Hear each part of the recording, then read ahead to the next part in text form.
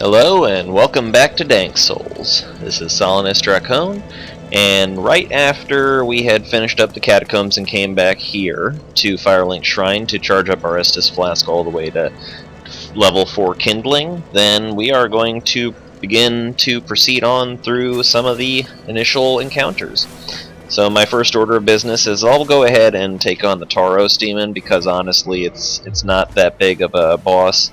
And I really don't feel like it's necessary to try and eke out any more experience from him. I've got the Silver Serpent Ring, and I'm going to be going for the Symbol of Avarice in order to maximize the extra soul gain to the 40% or 44% that will allow you to just get a jump on the EXP. But before I can do that, I have to first beat Quelaag and the Gargoyles, and that's since those are mandatory bosses, and it's going to help me out a great deal. If I speak with Solaire and begin his little line, then that's going to be my focus.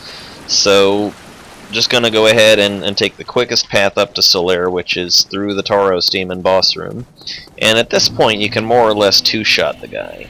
You can pretty much just drop the Toros Demon with little to no trouble, now that we've got so much power going for us here. Except I kind of sucked there for a second. My focus is a little off. I just got off of writing an extra credit paper for my English class. And, I think that essentially, even if I'm not going to brag, but I'm doing well enough by now that I think even if I only have this extra credit and all the other work that I've done thus far, I still can pass this class with a B, even if I don't do so great on the research paper. So I'm feeling a little bit smug about that, but at the same time, you don't want to get too hardy, because even failing the final exam or doing a poor job in the final exam is obviously a bad idea. So, not gonna cheat, not going to tempt fate any further than I already have. So, enough about my college life. I'm just working my way up to the demon. See, no, I don't have enough to gain any more levels. I'm also doing a Spore Let's Play, in case some folks haven't noticed from previous comments on my videos. And I think that I'm managing to improve my broadcasting software settings to the point that I'm getting a really good 720p, as well as managing to improve my audio. I've been told that there's a little bit of an audio issue, and so you kind of seeing how my experience grows with this with these series that I'm doing. Nothing special, just wending my way back, and I think I'll actually go ahead and take out that hollow there, because part of what I'm going to be doing is to open up the path that is the shortcut to the lower undead burg, where the Capra Demon is, and I just want to go ahead and get those whatever threats I have out of the way, because that guy's going to basically be coming after me if he sees me go through that gate. So don't leave any loose ends. What's this guy got for me? Light crossbow. Great. Never gonna use it. Wait for him to come to you. Alright. Guard break up slash. Wonderful. And he's already kicked the bucket, as it were. Literally kicked the barrel. And we're just gonna go wreck the Toros Demon. First order of business, you really want to take out these archers up here. They're gonna make your life hell if you let them live. Archers are some of the nastiest guys in the game. They're cheap and dirty. They just get in your way. They hamper you and harry you from afar while you're trying to do your own thing. And, well, crossbows, what can you do about them? Alright, run out fast, just past a couple of bricks there, and then turn tail and run. Okay, Get a nice view of him coming chugging at you there. So, just like with the Asylum Demon, you're going to do a good lunge, smash, and look at that. Look at all that damage you get. And one more slash, and he's down. So, I mean, that's it. This is the first boss, and you can wreck him. Wonderful. Alright, so, that being taken care of, I'm going to move on to go speak with Sunbro, Solaire, and I will give him the respect of listening to his dialogue, because praise the sun, guys. That's all I could say. First thing I want to do is unlock this door right here. This very important door that you remember we got the key from in front of the undead parish, where the Baldur Knights were. I'm going to take a moment just to jam on down this ladder here. I think this is like the longest ladder in the game, but I could be wrong. The one in the hollow could also be the longest. It's kind of interesting. I'd like to find out which one honestly is the tallest ladder in the game, if anybody knows. This is a shortcut that really saves some time, just from the undead Berg Bonfire down to the lower undead Berg.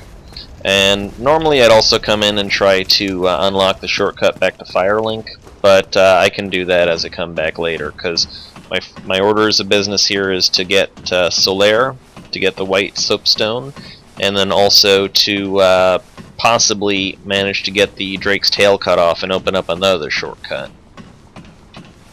My end goal is probably going to be working my way back to the undead parish, because this is the path you'd be taking if you were doing the, well, you know, doing the right path on the game. Now, you only have to run like a step out into that burnt area, and that will trigger the dragon, the Hellkite Drake. Interesting to note, he kills all but one guy on the bridge, and to get him to kill that last guy, then you just run out and get far enough for him to see. So let's go ahead and talk to Solaire. Ah, hello. You don't look hollow, far from it. I am Solaire of Astora, an adherent of the Lord of Sunlight. Now that I am undead, I have come to this great land, the birthplace of Lord Gwyn, to seek my very own son. You find that strange? Well, you should. No need to hide your reaction. I get that look all the time.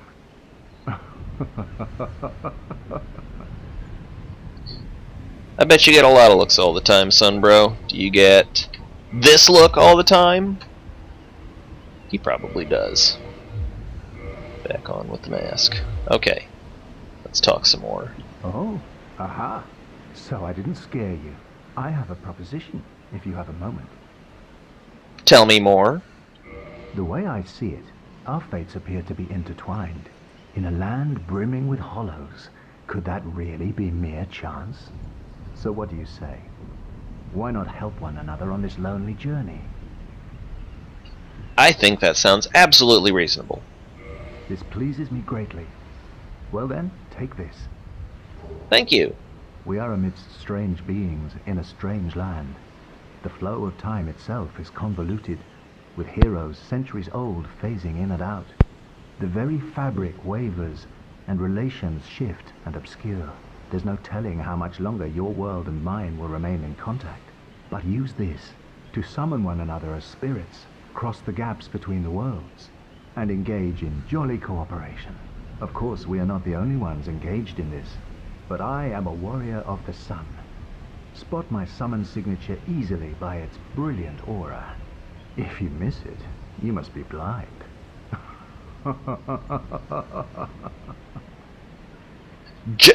Jolly cooperation! I had to do it. Yeah, jolly cooperation is the best thing ever. It warms the spirit and makes you whole. Alright, there is His Majesty up there. Now, the most common tactic for cutting off his tail, which, yeah, everybody's going to want to cut off his tail at some point, is to shoot arrows from below. I take a little bit more direct of an approach. First I'm going to kick this ladder down, which is going to get me right into the bonfire room. And because this dragon can kill me, I am just going to see about spending these souls. I have no compunctions about spending on endurance because it's just such an important stat for me.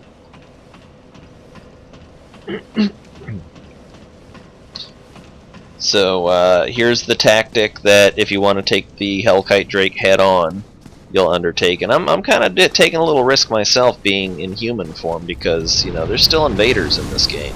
But yeah, look at this guy. Look at this guy. He just rules the perch.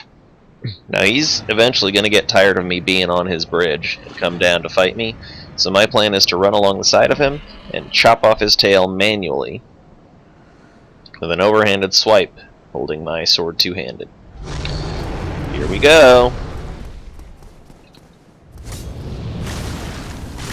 Alright, got it. Run, run, run.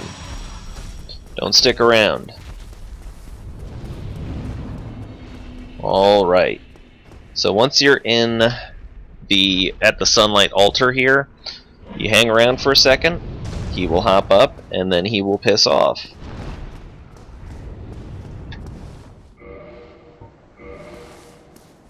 Bye. Okay, so that leaves you free to go grab these goodies on the bridge, and he's not going to be back for a while unless you roam far enough away or log out and log back in. You're not going to see him very often. So let's start this bonfire up and rest at it, and then we'll go ahead and open this gate. And the sunlight altar is one of the locations that you can warp to once you get the Lord Vessel, so it's nice to open it up. You can gain Covenant with the Warriors of Sunlight, the Sunbros out here, just by standing next to this rubbled pile of statue here. And it won't even start showing for you unless one of two things is true. Either number one, you've reached 25 faith, I believe is the amount, or if you help someone in Jolly Cooperation, then it will lower the faith requirement for for every battle that you help someone in. It will lower the faith requirement to start with the Warriors of Sunlight by another 5 faith points. So generally, if you're going for 15 faith or above, you just have to help twice. If you don't want to get your faith up that high, then you're going to be just needing to do 2 Jolly Cooperations. Since the connection is pretty rough, then I'm not even going to be attempting that this playthrough. And Sabrina's not much of a sun sis either. Up here, there's another Black Knight, and I think this is possibly the worst in the game. The Great Sword Black Knight. He's just, look at how he destroys your poise and all of your stamina. I mean, it's just nasty, and he's gonna kill me. Ugh, he damn near killed me. That overhand swing is the worst. There is no powering through that. He is just aggressive, and his attacks hurt, and he's just a nasty bastard. That's a nice try. How about no? It's not that easy. You saw him giving me a run for my money there at the beginning. Alright, now here there's a little bit of a setup. Now you've got a couple options. If you look carefully, you're going to see that there's a couple of these skeleton guys, and one of them, probably this one, though it could be that one, as soon as he catches sight of you is going to turn and run and drop that gate that's up there. Now, some people like to just go ahead and run past, just charge through and beat him through the gate and open it. Me, I'm not all that bothered by doing it the traditional way. So, this guy's going to start immediately running at me. I'm going to coax him along a little bit. Yeah, that gets his attention. And watch him charge at me. Oh, thanks. Free game. Yeah, there's the Boar, and there's a lot of ways to deal with him, but I think the easiest way is what I'm about to employ. Let's give a little swig. Glug, glug, glug. Alright, and these guys, take them out. Alright, so, oh dear me, that could be troublesome.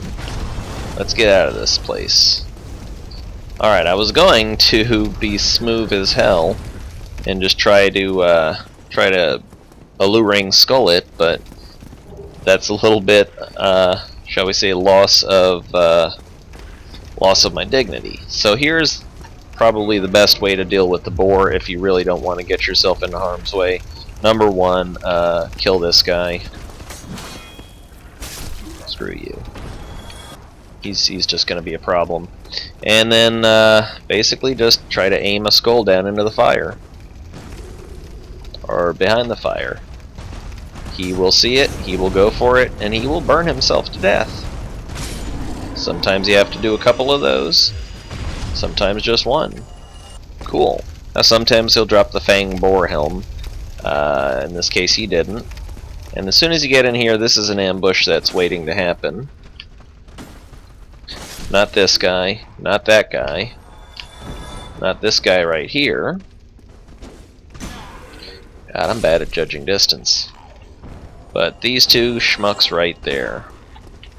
That guy was basically baiting you into following him so you would get ambushed by these two guys. And that's, again, do not underestimate the hollows. God. I am just making a poor showing of it. You, come up here. Yes. Over here is the key where you would need to free Lautric if you did not have the master key. I just picked it up for the sake of getting it. I'm going to head on up, and there's going to be another couple hollows up here. Analogous to the Dreglings of Demon Souls. And I'm just going to run over here and grab this. Platforming's not that bad in this game. I mean, it's as long as you can overcome your vertigo, then you're all right. Okay, so walk through this fog gate, and let's just kind of get a demonstration of the Drake Sword, because it's going to be pretty useful if you want to don't want to have to go for the Astora sword, but you still want to have a good powerful weapon. So this one's got a really neat move with the two-handed R2, and I'm going to demonstrate that to you here. It does a tremendous amount of equipment damage, meaning that your durability will go down. But sometimes it's worthwhile. Check this out. Look at that. Sent him sprawling on his ass, and he has to chug his Estus. Oh dear. Yeah, I forgot about that. Okay, so yeah, let me go ahead and put back on my Astora straight sword. But yeah, that's another good little early game weapon. And how can I resist the sexy legs?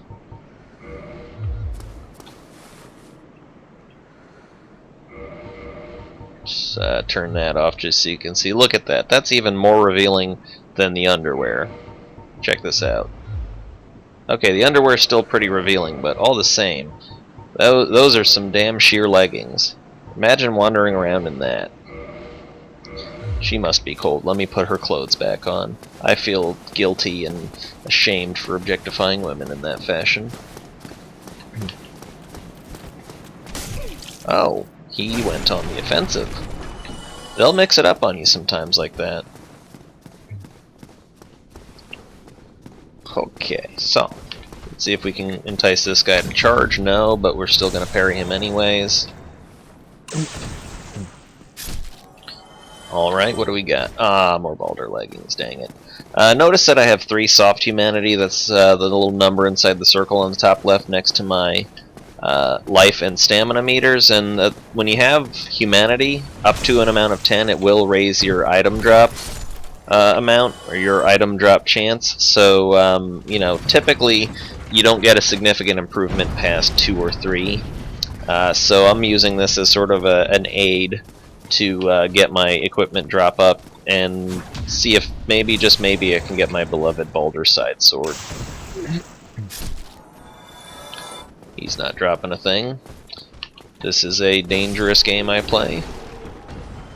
What does he give me? More Baldur leggings. My god, the trousers these guys drop. Blammo. Got anything for me? No, of course not. Alright, so I should be going to take on the gargoyles, but this was just a quick run through the parish, and yeah, you kind of want to go for the bonfire as quick as you can, because as long as you're in human form here, this is basically gank central. You get invaded a ton in the undead parish. It's just it's a hot spot for it, one of several.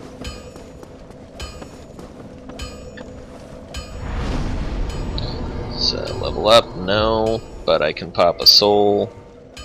Soul of a whatever soldier? Nah, I think I won't waste my money on it. I honestly am not too worried about my stats at this point. I've finally gotten to the point where, you know, trying my best to gain another level, gain another stat, is just, you know, it's not that big a thing, because just the equipment enforcement really does make a difference. So let's just go ahead and repair a couple things. I'll just repair all of it. Great, and then I'm gonna go ahead and top up on some arrows here. Never a bad idea to top up on arrows. I won't get myself killed, Andre, don't worry.